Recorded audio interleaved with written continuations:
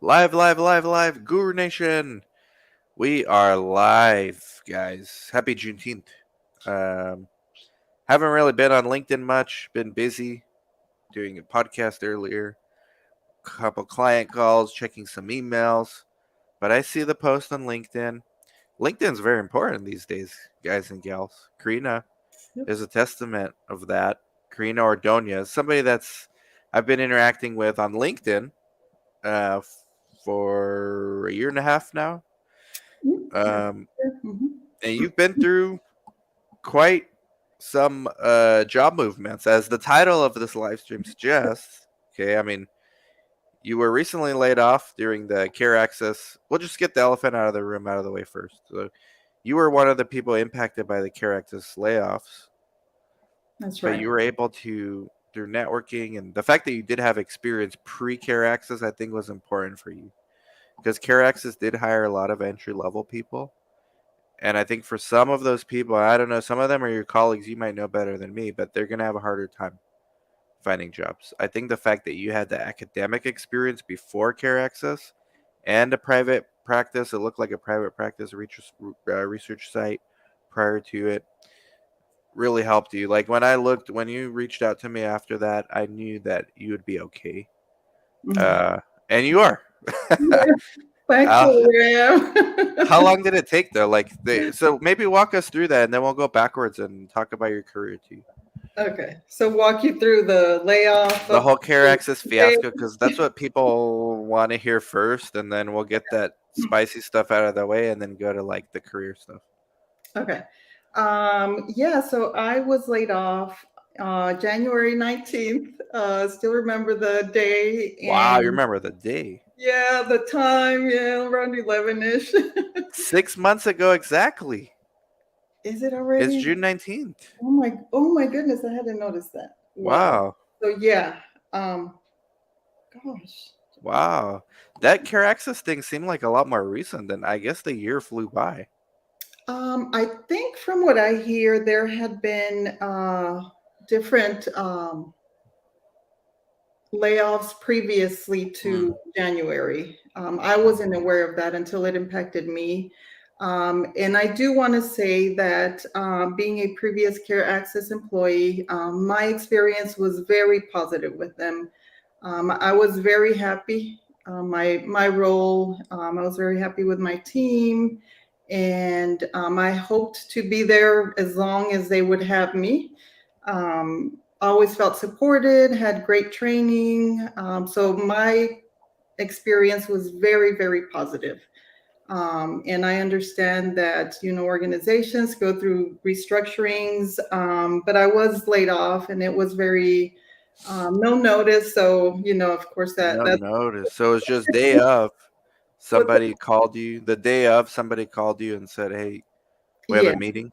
yeah. I wish I would have had more notice. I understand business is business, but more notice would have been great, especially when you have a family. Yeah, yeah. It's difficult, But anyways, laid off, and after I got through the initial shock, which lasted about a week, I started applying, revamped my resume, started kind of looking to see what fields I wanted, or well, I know what field, but what types of positions I wanted to apply to. And I applied to research assistant roles. I was focusing only on remote roles because I was working remotely with Care Access, and that I love working remotely. For So I, you, it was important to be able to work remotely, no travel because of the kids. right. Yeah, very important.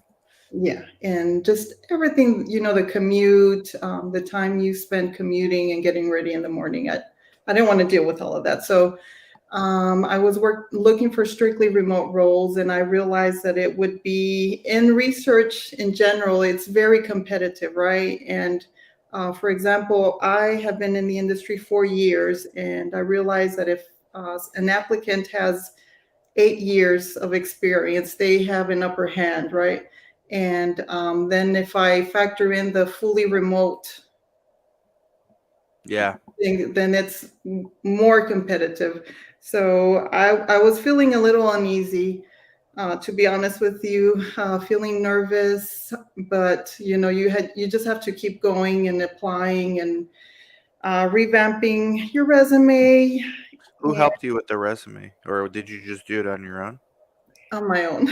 On your own. So you knew enough to be able to do, like, what did you do to when you say revamped? Can you break it down, like maybe some specifics of what you did?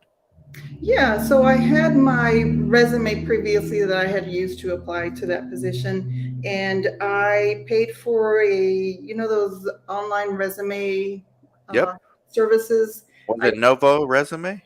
What's that? I don't Was know. it Novo resume? I used to No, use it that. wasn't. No, Okay. no. It was another one, but I paid, and that way. Actually, I didn't pay for it until after like 2 months of rejections, because then I realized I needed to do something different. So I started just Googling and looking at little videos of what I could do to better my resume, right? So I started putting in um, a summary. I tailored my summary or my purpose of my resume, what I'm looking for. And I added in lots and lots of words that were fluff words. And I didn't know at the time. I just thought, the more fluff I put in there, the better it'll make me look. And so hopefully it'll catch somebody's eyes. Did it work? No, it didn't work. No. So fluff words don't work. What do you mean by fluff? Like, let's break it down. So fluff words, my This is son. like a class in resume prep right here by someone who just did it, guys and gals. Pay attention. Fluff words in my summary, right? I had several sentences, like a full paragraph. And instead of focusing only on um, the hard facts of like my experience, my education, the indications I worked in, I added a lot of like very motivated, clinical research coordinator, passionate, hardworking, things like that, that I thought, and I feel those are true of myself, of course, but when Right. you are applying, I guess it's okay to emphasize some of that, but like don't base your summary only on all of those fluff words because Yeah. they don't know me. You know what I mean? They don't It know makes me. sense. Like the Yeah. people. First of all, everyone thinks they can be hardworking, even if they eventually are not. Everyone is puts what they everyone puts what they're like on their best day, and everyone's capable of a hardworking day. So everybody ends up putting that, and those words get diluted a lot. So okay, so took out the fluff, and instead you included what? So later I included, and this is where at some point I want to tell you about who I met and how that person Hmm. helped me. But I was using my resume with all these fluff words, and my resume was very long because I think at every position I had been in, I had lots of points, like lots of my job description was very long. So I think initially my resume was pretty lengthy and it wasn't helping me out. And I'm thinking to myself, like, the more I put in there so they can see my experience and my, what I know, the better that's going to be for me, right? So I applied, and I started receiving a lot of rejection emails. And this went on for several weeks and then several months. Hmm. And at one point, I was thinking to myself, like, this isn't working for me, and I have no idea what I'm doing. I did manage to get a few interviews, I will say that, but not many, right? What And happened in those interviews? the interviews, I was very nervous for some of them because I was just thinking to myself, I'm not going to get the job. I'm not going to get the job. Hmm. And really, how you approach something really does show through, right? So I think I was just very nervous and thinking, I'm not going to get this job, and I want this job so bad that what if I don't get it? Like, what's going to happen? And I think I bombed a few interviews because I wasn't prepared. I wasn't ready to answer questions like when they ask you, so tell me a little bit about yourself. And Wow, you bombed those kind of quick. You were nervous. Very, very nervous, very I see. nervous. Because most people bomb like the specific questions, like what kind of EDC systems did you use and stuff like that. When they know you're experienced, right? But the ones that like tell me about yourself, I don't know. I guess they're like icebreakers, or they're meant to get a sense of who you are and what you want to do in this industry. Yeah, Uh, wow.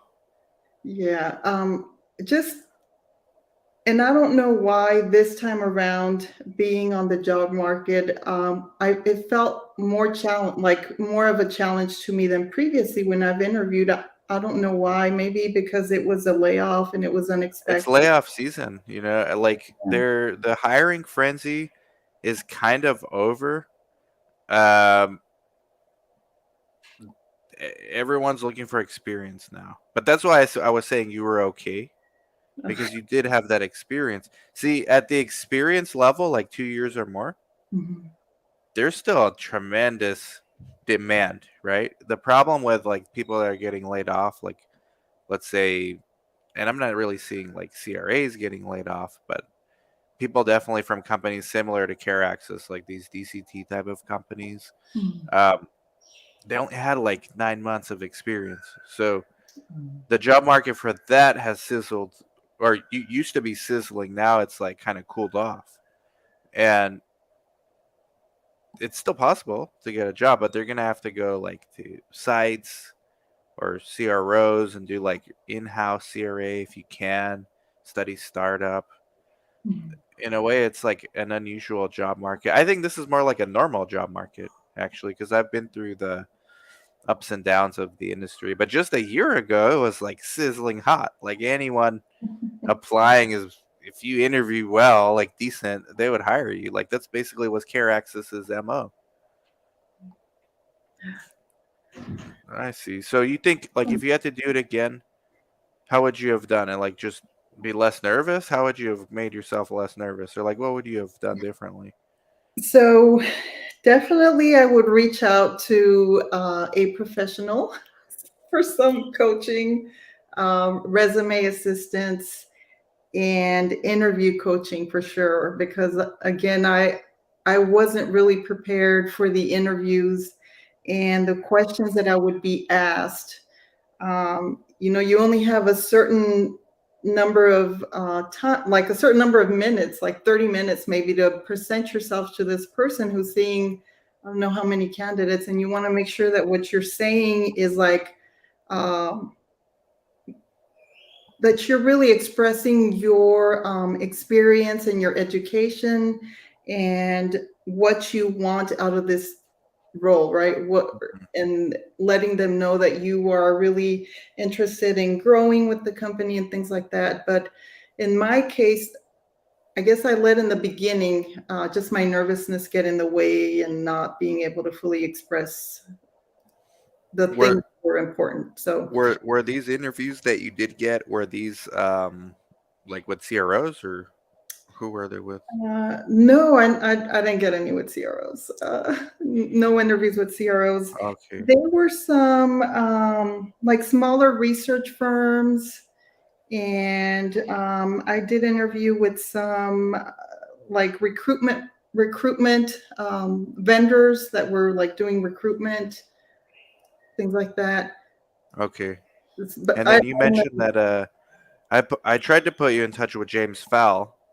Um I think everyone who's in your range, like you had more than 2 years. Your profile, you had like at least 4 years, maybe 5 years of research experience Mhm. at this time. So you were like in that sweet spot where recruiters love you because you have like the raw skill set and you have the experience.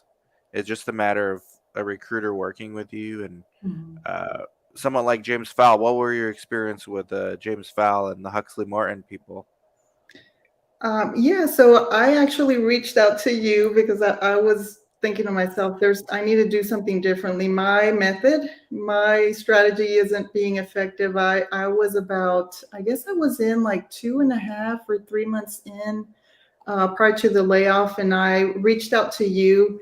messaged you on LinkedIn, and you were pretty prompt to respond, which I'm very grateful for.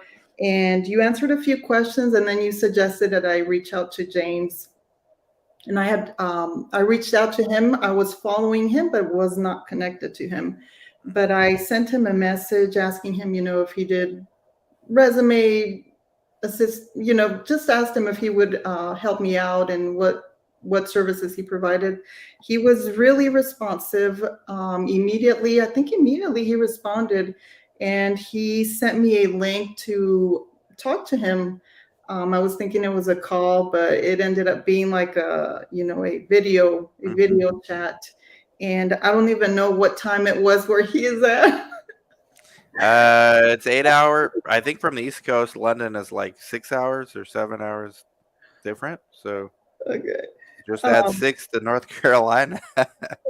yeah, but such a nice guy. He sent me Yeah. that link, and we got on the call. It was a 30-minute slot, and he was a really nice guy. Let me just say, from somebody who's been following him and kind of seeing like the a little bit of what he does and the people he interviews, interviewing CEOs and just Hmm. people that are very high up there in the industry. I just wasn't expecting him to be so down to earth. But he was very gracious. He looked at my resume, told me what he thought I needed to modify. My summary section, basically, I ended up getting rid of all of it because it was just fluff. Did he And tell you that? Like he brought that up that hey, this is too much fluff or he, um yeah, but he said, all of these words. He said, don't you think a lot of the coordinators that are applying have this already? They're hardworking, they're detail oriented, and I'm like, yeah, you're right. so I'm saying even on their best day, like as someone who hires coordinators, and if I had a site in Pfafftown, North Carolina, I'd hire what is it called? It's Puff Town. Oh, Puff, my bad. Uh, Pufftown. I mean, I would hire someone like you for sure. Mhm. Um, but everyone, like even every coordinator on their best day is hardworking. But how do we know who Karina is every Right. day, not just on the best day? Because everyone's resume is their best day. Right. But Right. one thing James told me that stuck out to me, and I was on his podcast, he was on mine, and then we were both on to someone else's podcast once. Those are my only interactions with him, but I know enough from those to know he's like the dude that people need to talk to that are in your range of expertise. Um, he said the average recruiter looks at a resume for 2 seconds. 2 seconds. Wow. And they see all the fluff words. Mhm. So I'm glad you brought that up because that I think way too many people do that. Um, I think people underestimate the amount of applicants for each job. Like they just think, oh, it's gonna be me and like three more people. No, that's not. Like there's probably a couple hundred for every job. Mhm. Uh, where did you find these jobs to apply to? Was it LinkedIn primarily, or like all over the place? So a lot on LinkedIn. I purchased like LinkedIn, the paid subscription. Premium? Oh, you got Premium. premium? Okay, Yeah, okay. yeah. I got that premium subscription probably that same week or about 2 weeks after I was laid off, Okay. and I started sending. You can tailor it to where it'll send you the different jobs that are being posted. So I'd get all those alerts. Would you keep it, or did you just use it for the time and get rid of it? Or like, do you think that somebody should? Was it worth it, basically? I think it was. I think it Okay. was because you can see who's been viewing your profile. You have a certain number of in-mail credits. Metiches, metiches. Metiche. But yeah, I was a metiche too. So and you can set it to where you are viewing people's profiles privately, so they won't know. Um, Right. I kept it, and I actually stopped the subscription. I think yesterday or today, I can't remember, was my last Okay. day because I had Okay. paid it already. But I said, "There's no need now." Anyway, I don't think there's a need. Right. Right. But I would say it was worth it. Yes. Hmm. So from January, what January 19th, you get the news. Mhm. Today's June 19th. Again, happy Juneteenth, everybody watching. 6 months exactly. So, Okay, so uh, 6 months to, and what you got hired just recently, like a week ago, right? yes, I accepted a new role and started Monday of last week. With And can you do you feel comfortable naming who it is, or people just look on your LinkedIn? maybe they can look at my All LinkedIn. right, It is a, I know who it is. They're good people. I yeah, recommend them as well. In addition to Huxley Martin, right. they're very reputable. They've been around. They're longer than I've been around in research. They've been here. So you went through the 6 months. You went through the lows. 5 months? Five. Okay, 5 months. I guess. Yeah. Yeah. Yeah. Uh, It's felt like an eternity. So, I guess how did you get through the worst of the times? You know, like, and when were the worst times? Like right after you got laid off, or was it like 3 months in where it was like, it's just not working? Or did you ever get enough hope to like just keep you going? Like, what was your mentality during this 5 months? so initially, that first week was just shock and not sure. You're just in shock the first week. But I was trying to remain hopeful and thinking, I have about 4 years experience. I don't think it'll be hard to find another role. And then about a month in, I was starting to get a little worried because I'm just seeing that I'm applying, and with LinkedIn Premium, you could see the number of applicants for a particular position, and it would be up there like 300, I'm 400. telling you, it's like hundreds per job. People Yeah, underestimate this stuff. yeah, and I mean, you just think I'm just one of hundreds, and are they even going to see my resume? Um, just so many thoughts. So I tried remaining like very hopeful and optimistic throughout this whole period, but there were days when it was just, you start to feel defeated a little bit because you start to see the emails coming in with rejections, right? And sometimes the rejections come in immediately. Yeah, yeah, Sometimes it takes weeks or maybe even a month, and they're just yeah, pouring in, and you just have these moments where you're thinking to yourself, like, am I ever going to find a job? Am I going to go into year one without a job? So I had my little moments throughout that whole time that I was laid off where I was feeling a little, not a little, very discouraged, right? yeah, But I did start to view. I know you've done some podcast about, and you post like these little 3 minute or these yeah. videos just with advice. I would look at those and um, Wow. try to put that stuff into perspective. Just Did you do network. like any networking? Yeah, I'm glad you brought that up right now. Networking with other researchers, like, Networking. I did start networking. I started adding a lot of people in the industry. I started commenting on posts that people would put out there. And with that, I started receiving more requests to connect with me from people in the industry. mhm, And I was able to actually make a really good friendship with somebody that I met through LinkedIn. This lady who's in the research industry, and she was very, very encouraging to me. We actually talked on the phone a lot, but I just felt like it was, I don't know, it just something about having somebody to connect with that's in the industry was very encouraging to me.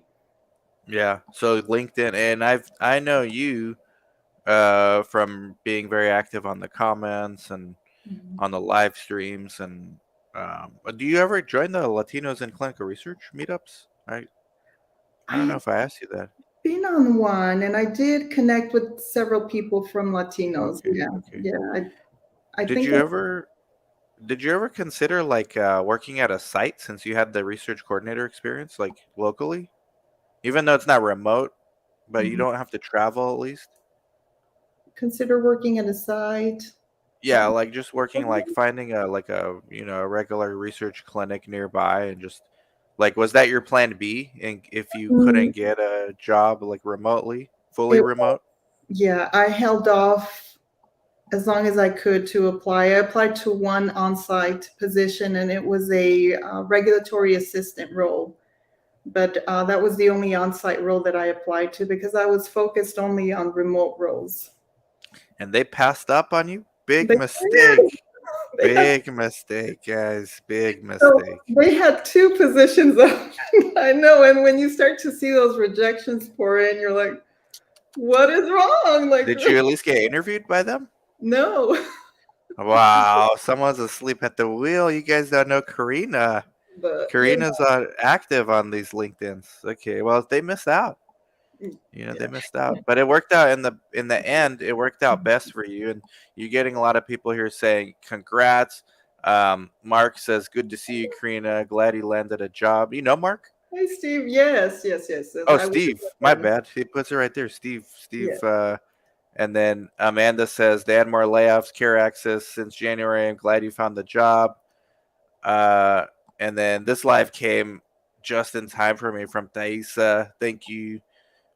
Congrats. So a lot of people, Onyeka, you held out and you got the job you wanted.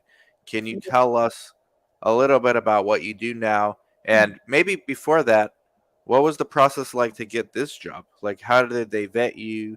How did you find it? Mhm. Uh, and like the whole process. So, after speaking to James Fowle, he gave me a lot of feedback from my resume. So, I took notes when I was talking to him, and he kind of looked at my LinkedIn profile also and gave me a few tips. So, after I got off the call with him, I uh, worked on that, and I also reached out to him a few times after that about like interview questions, and he sent me just encouraging messages, and I think that played a big factor in me landing this particular job. After I revamped my resume, I applied to several jobs, and I realized, that regulatory was an area that I have been wanting to explore for a while because I've been a coordinator, an assistant first, and then a coordinator at the site level. But I was always interested in regulatory, and I thought to myself, what if I start to apply to regulatory roles, like kind of entry level roles? So I saw this particular role, and I looked at the job description. If I would have let myself be like the title, right? If I looked at this particular title, regulatory reporting specialist, I would have said, the old me would have said, that I've never had that particular title, so don't apply to that one. But I clicked on that Mm, description, read what the experience and education was that they were looking for. And then I looked at the description of what the job role would be.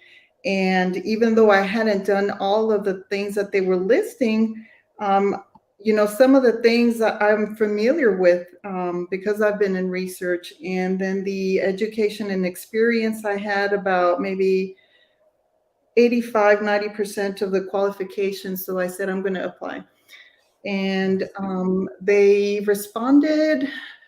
Let's see, they responded and scheduled an interview. And I was very excited. It just felt like it was too good to be true. But they responded. I spoke with the, Like right away? Did they? Where did you apply? First of all, was it LinkedIn directly it or? was LinkedIn, and it took me to another link. Okay, okay. And And then how so quickly after the I knew, application? Yeah, how quickly after the application did they reply back the first time? gosh, Approximate. I think it was like maybe less than 2 weeks. Oh, okay. Yeah. So that's encouraging because if people, I know people are out there watching in similar situation, maybe they're anxious, like, oh, I just applied, it's a day later, I haven't heard back. Yeah. Like it's not doesn't take that quick to get a reply, right? It take like 2 weeks For this one, yes. for this Yeah. one. For others, because I applied to over 100, I stopped counting. I, I would still get rejections like a month after. And I'm thinking to Who myself, knows? You still might be getting replies now. Now that you are where you are. yeah. Okay. So I interviewed with them, and this was after I had been through several rounds of interviews. So at this point, I have already done my homework. I um, had spoken to James Fowle. I had seen some of the posts that they are putting on LinkedIn. I started viewing some of your videos too that you've put on there because you Yes. put a lot of content on there. I've been following you for several years, and you Thank put you. a lot of content out there about interviewing for clinical research, just interviewing in general, and some of the questions that you'll be asked, and I think you had said like the STAR method or something. Um, Yeah, situation so task. I learned that from our CRA Academy, Tiffany Bennett, who taught me that 10 years ago, maybe. That they're still using it, right? The star, where um, I, they use it without telling you. They're like, "Hey, yeah. give me a situation." So how did that go? Like so you were prepared. You studied this company. You and Yes. then how did the interview go? Like how many interviews were there? Was it just one? There was two. One with the recruitment firm. This is a life sciences recruiting firm. So I. Very reputable. Maybe the most reputable in the industry. Oh, really? Yep, yep. Yeah, so really good experience with dealing with that initial interview and lots of communication with them. And then they scheduled a call, an interview with the team who I would be contracting with because I'm hired through them, but I'm contracted to work for one of their clients, which is a awesome company that I'm just very excited to have the opportunity to work with. So I interviewed with them. They had three ladies on the interview. Three. Um, Wait. So your first interview had three ladies on it? so my first interview with their client, yes, it was a Okay, one interview. okay. So the first interview, just the first one in general, was with this very reputable life science recruitment firm. They Mhm. wanted to make sure they're not going to look bad putting you in front of these three ladies for the second interview. That's like the purpose of that one. All Right. right. So then that second one, how long would that last? With three ladies on a Zoom, Um, three, and a fourth is you. It sounds like a good podcast title. What? How did that go? so I was still nervous, I'd be nervous on that one too. but you know what? I think all of the bad things that happen to us lead us to this point in time, and everything has a purpose, or we can learn from all of the good and the bad. So the bad interviews that I had that I feel I bombed helped me to this particular interview because I had done my homework. I had recorded myself. Like I have lots of videos where I've recorded myself answering all these questions that I knew they could ask me. And then I felt better prepared. So now I know what to say, even though I'm nervous. Like I could express myself because I've kind of um, gone through that question already and kind of prepared ahead of time, right? So there's lots and lots of questions they could ask me, but I've practiced. Mm-hmm. And I think this interview lasted maybe 30, 35 minutes Mm-hmm. around there, but it was three ladies on there.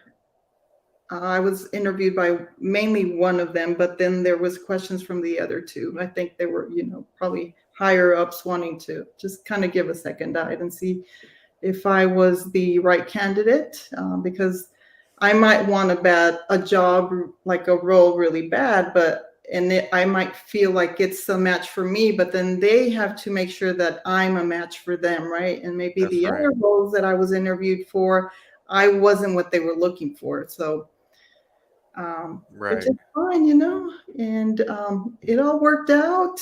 I received an offer pretty quickly, or I was told pretty quickly that, they wanted to extend an offer, How and quickly was it after that scary interview with the three ladies? I'd say within 24 hours they had. Wow, they see when they find you, they move fast. Yeah, so I was very grateful, and Gotcha, yeah, gotcha. it, Wow. wow, Congrats. thank you. Congrats. This is Patty says si se puede. This is really encouraging and congrats and thank you for sharing. This happens for a reason. Julissa says when one door closes, another better opens. Congrats, just the beginning. I agree. And then here's Yolanda says, I agree with Julissa. Y todo llega en su momento for the best. Exactamente, lo creo, todo llega a su momento. That's right. That's right. Yep, yep. Uh, are you working on regulatory study startup or maintenance? Says Kelvin. So I actually am in a field that's different from research. It is in regulatory, but this is post market. Post marketing. This Yep. is a new industry for me. How do you like it so far? I know it's only a week, but Oh, I what's love it. I love it. I it's love it. pretty similar to research though. Like, aren't they doing a lot of like observate like post observational data collections and stuff like that? It's basically research. Well, it's reporting certain. We will receive certain reports and fill out forms to send out to like the health authorities. So it's Okay. different for me, but I could see where having that clinical research background has come in handy.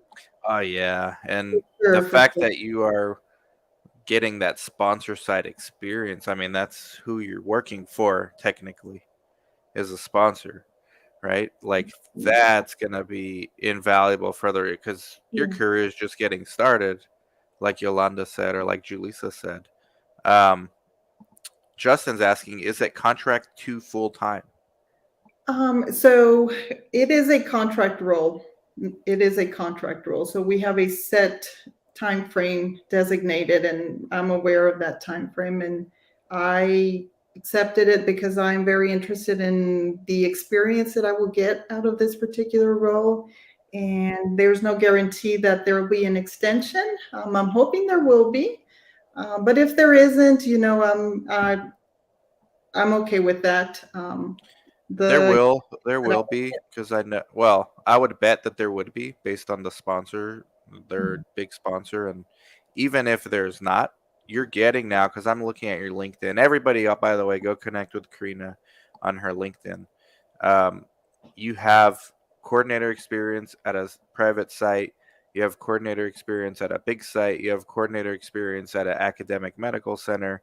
You have coordinator experience at Care Access, which is DCT. Whether it failed or not doesn't matter. It's a DCT. That technology is not going anywhere. And now you're getting sponsor side experience. So, I mean, you're just racking up that experience, building up your CV. You're not going to need to do any fluff on your CV the next time around, but they'll resign you. They'll resign you. yeah. Let's see. Oh, Patty says free training through Duke for regulatory affairs type work, which could help. Do you know about this? I signed up for that. Yes, I Ah, was so excited because, like I said, I had been wanting to get into regulatory.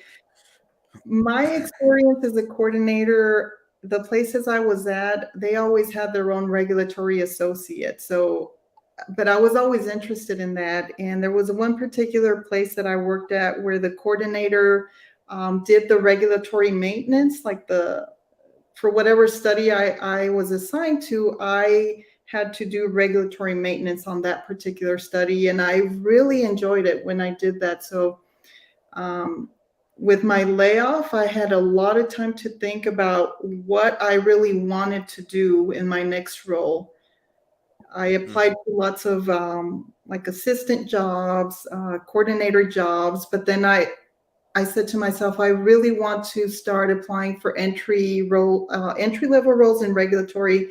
And this particular program, somebody had posted it on LinkedIn saying they were offering a free course, a free training program, and I was excited. I signed up, and it helped Wow. helped because they covered an area for medical devices, and it the Yeah, this sounds like something I should do too. Reg affairs, like through Mhm. the small CRO stuff we get here and there. Our sponsors always have the reg affairs people, but once in a while we'll get a small, very small sponsor that doesn't and asks questions. And I usually tell them, well, that's regulatory affairs. I don't do that, but I can get a consultant who charges a lot and they'll tell you. So usually they don't have the budget for that. But if I maybe I'll take this class. Thank you, Patty. By the way, I'm supposed to interview Patty soon. Patty's coming on. Do you know Patty, Karina? If No, not, this is or what LinkedIn. Look, maybe guys, this is networking. We yeah. connect. We connect. This is why it's so important to do these things live. And one of the reasons I wanted to interview you, and I'm glad you agreed to do live, by the way. Thank you, Karina. It's other people are probably in the same situation that you were just a few months ago, where maybe it wasn't care access, but it's layoffs. The layoff have been happening, and really, it's from like these smaller DCT type companies and Mhm. um, maybe some very tech leveraged CROs. So it's important to give people like strategies, hope, confidence. Like one of the things I got from this interview, just interviewing you, is confidence is a lot. If you don't have the right confidence, you can self sabotage your own outcomes. Like, Yeah. when you telling me you bombed when they ask you like, how do you feel about yourself, or what did they ask, something like that? I mean, if you bomb something like that, that's just pure confidence right there. Yes, for sure, for sure. Gee, I'm so glad you got this role. We could get into, and then Patty says, "Nice to meet you, Karina. Soon, soon. Nice to Love meet regulatory affairs." And you. also, Patty says FDA.gov has post marketing training via SBIA. I didn't even know that. I don't know this stuff. Okay. I'll check this out, Patty. Thank you, Patty. I don't even know what SBIA is, but it seems important if Patty's posting it. Patty's another one who's active in the comments and Mhm. definitely someone everyone needs to get to know. Um, we also got to have you, Patty, on Latinos and Clunker Research as a guest. We got to make that happen. But I want to interview you first. Um, LinkedIn user says, would a master's degree in regulatory pharma and med devices and pharmacovigilance and drug safety certificate help to get a job in regulatory? I have 5 years experience as a pharmacist and I want to transition to industry. You guys already know my answer, but I'm going to have Karina answer this one. I have well, uh, that's a help to get a job in regulatory. I have not been, so I have a bachelor's degree in biology. My emphasis was pre med. I wanted to go. Respect. Mhm. Um, I think the experience, yeah. Pharmacist and wants to get into research. I get surprisingly a lot of pharmacists message me something similar to this. Mhm. So, and because they're so like they got to be a pharmacist by getting degrees and education, and that's what they're used to. But in our world, you It's have more than enough degrees, mhm. guy or gal. I don't know who this is. You don't need this anymore. You need, Experience is what you need. The yes. experience for sure. The Yes. problem with pharmacists, right? I don't know this person's situation at all, but most pharmacists make decent money. They just they don't find their work fulfilling, and like they make pretty good money in some cases. In order for them to get they'll eventually could get a dream job in research reg affairs, but they got to take some steps back. Like they're gonna have to take the role you have, or even a few before you, like and climb their way up. And a lot of them they just can't do it. Pharmacy school's not cheap. Got to pay off those student loans. Mhm. Like they're trapped. Um, and here's Patty chimes in. It would help, but your PharmD would get you in the door. I think so, and also medical writing, pharmacovigilance, um, medical monitor assistance, or something like. There's roles for you, but you just got to network. You got to apply, and they're saying I'm simply not happy with my retail job. I'm unhappy, and I get jobs as a floater. Uh, I know, and I feel for you because like I get approached by a lot of pharmacists. I was pre-pharmacy at one point, and I know how it is. Like I interned at a few pharmacies back in my day, and I saw the guys. Unless you own the pharmacy, like it's not very fulfilling. Like most patients don't really ask too many questions. Um, I don't know. It's tough, but it's definitely doable. LinkedIn user that's a pharmacist. Message me, message Patty. This is what we're here on LinkedIn to help each other out. Look, Patty's already throwing out more acronyms that I've never heard of that would help you. I'm gonna write this down too to give to other pharmacists. Maybe once a week, a pharmacist messages me something similar. Um, no student loan. That's very good. Okay, so now you don't have. Look, start applying, start networking. Patty and Karina would be the first people on my list. James Fowl would be on there, and just start applying. Message me too. Message me. We'll see what we can do. Anita says I was laid off April 26th from Care Access. I was fortunate to have had a company contact me from my Indeed profile. I started my new patient recruitment specialist job today. A former Care Access coworker started today too. Everyone, keep the faith. A door will open for you. Thank you for sharing, Anita. And you know what, Dan? Yeah. The after I modified my LinkedIn profile, I did start to see recruiters reaching out to me. So it's kind of like make sure you tailor your LinkedIn profile with the experience and kind of put in there what you if you know if you're on the job market, put there very clearly what types of roles you're looking for because I did start to receive a lot of like messages from recruiters or hiring firms asking me, "Are you on the job market? I Mm. have this role available here or there, contract roles." I did start to see a lot of that. So I would definitely say if you are currently on the job market, get with somebody, reach out to James Fowl. James Ask him for Fowle's a advice master. and get your LinkedIn profile where it looks good and get rid of your fluff words, put in your, what the experience that you have and what you're looking for. That will James be your advantage for sure.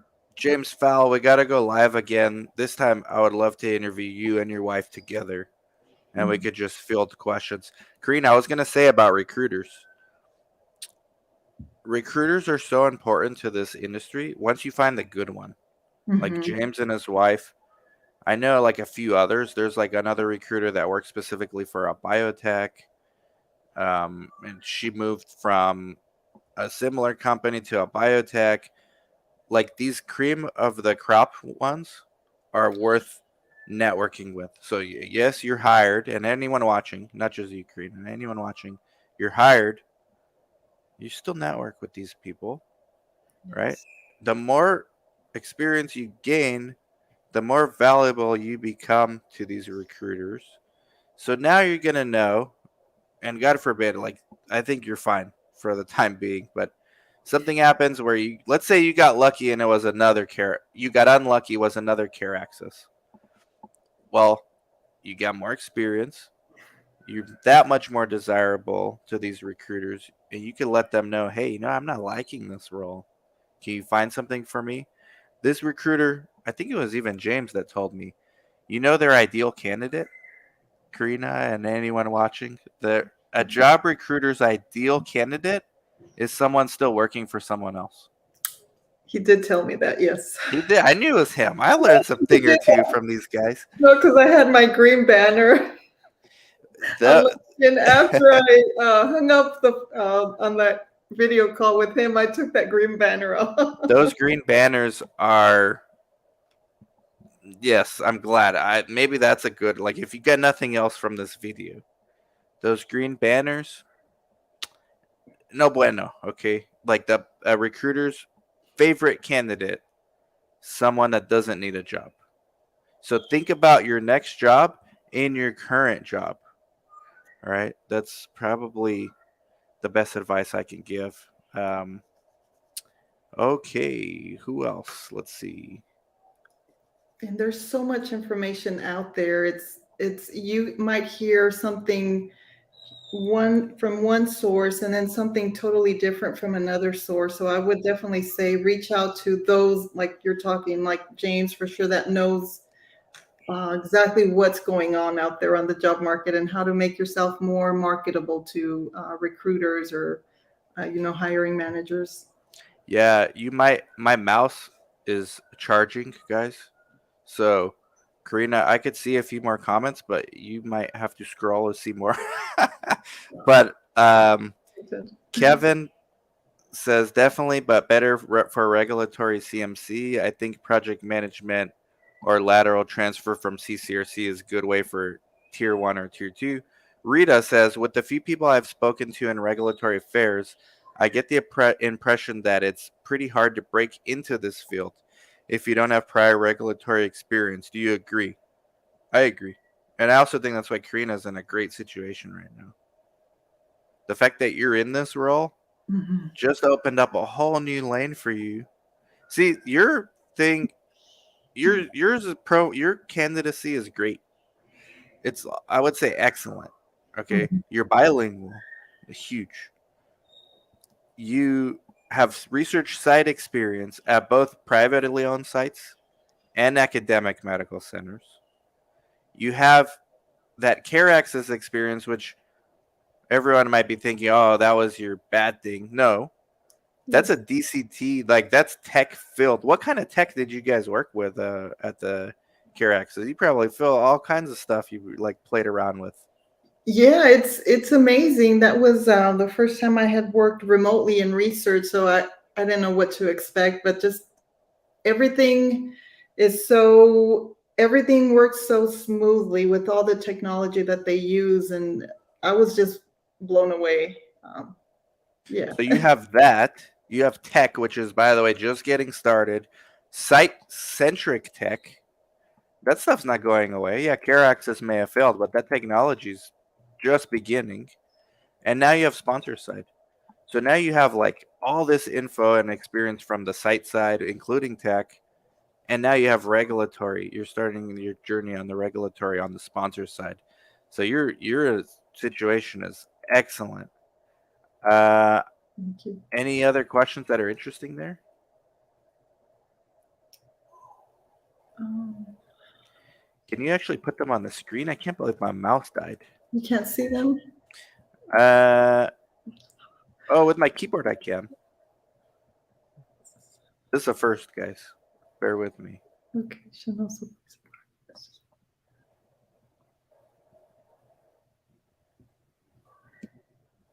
I love having these kind of guests on there. Location plays a part. Needless to say, I didn't consider that when I moved. I assumed research was everywhere. Research is everywhere until it gets back to local. Like when you go through a, I wouldn't say we're in a recession, although there's some people that think we're headed towards one. But we're coming out of a hot market going into a normal market. And when interest rates go up, companies start tightening their spending. And the first thing that goes is like this new stuff that's unproven, like tech, unless it's really practical and it's already proven itself. So all this remote stuff, like Amanda, who moved somewhere where there's not too many jobs, like Karina's proof that there are remote roles, but she also paid her dues by having site like on-site experience. Um, Sure. but the remotes, like companies get really pragmatic when interest rates go up. It's crazy how that is, but they get real practical. Jesse Molina says you create your own value, just how to learn how to articulate it. That's right. Yes, I totally believe that. Wraps. What is this wraps? This is like more things I never heard of. And Patty says small business and industry assistants learn from free education. Wow. And then wraps. Wraps is great, especially the device training. So wraps. I don't know what that is. Do you? I do not know.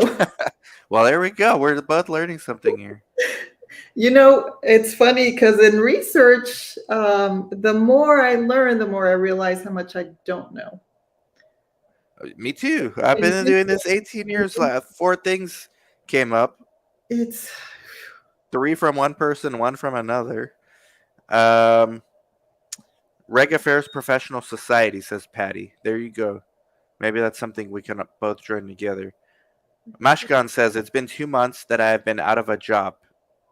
It has been the hardest 2 months. It's either you yes. need a bachelor's or a degree. A degree certainly helps, but it all depends on your experience. If you have any research experience, you can leverage that. It's just learn from Karina. Look, she lost track of how many interviews and applications and all rejections. Were there any that accepted you that you didn't accept? Or was this the first one that accepted you?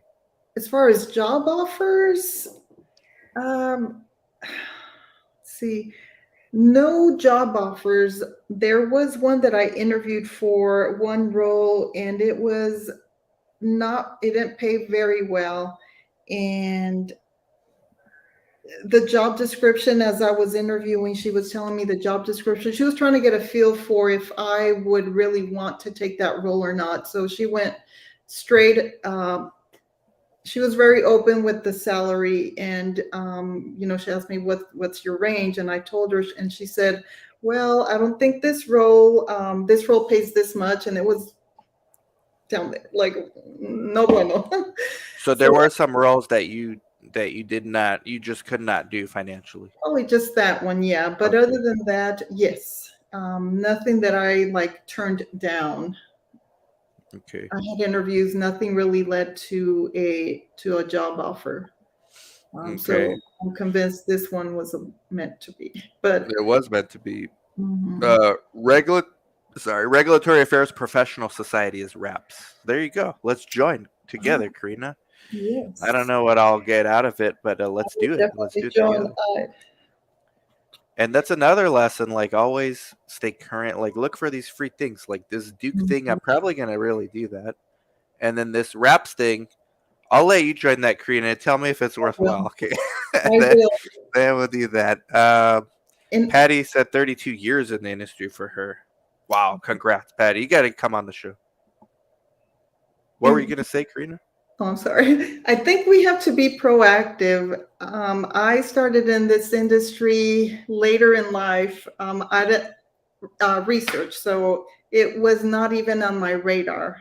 This is not what I had planned to do originally, but once I discovered it, I started taking steps to make myself marketable to apply to an entry level research role. So I took a phlebotomy class, um, and, to make myself marketable. Mm. They did like CPR there. So, what were you before the research? Like, what industry were you in?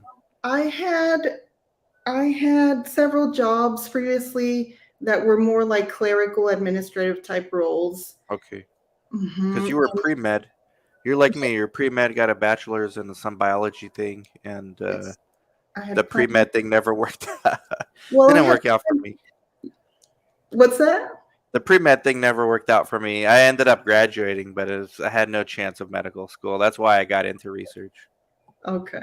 A lot of people in the industry end up in research. From my experience, when I talk to people, just not really planned on getting into that field, and it kind of happens by accident. Was Almost the case for everyone. me. Yeah. Almost everyone. Yeah. Yeah. And some of these comments are still good. Um, Reg Affairs Professional Society. Uh, in the meantime, Mashgun, we got everybody go connect now that my mouse works again. Okay. Everyone go connect with Mashgun, and Mashkan, message me. Okay, send me your CV. We'll see. Maybe there's someone out there. I'll at least put you in touch with James if I think he could help you in any way. He helped, even though you didn't get a job through him. He helped you out a lot, and it's always good to have recruiters that you are networking with. Generative AI is rapidly growing and needs to be regulated. The RAPS device certification is globally recognized certification that demonstrates your knowledge and expertise in the regulatory field. So there you guys go. Let's maybe Karina will do that one, and I'll do the Duke one. Uh, Compare notes. yeah, we'll share notes and see what.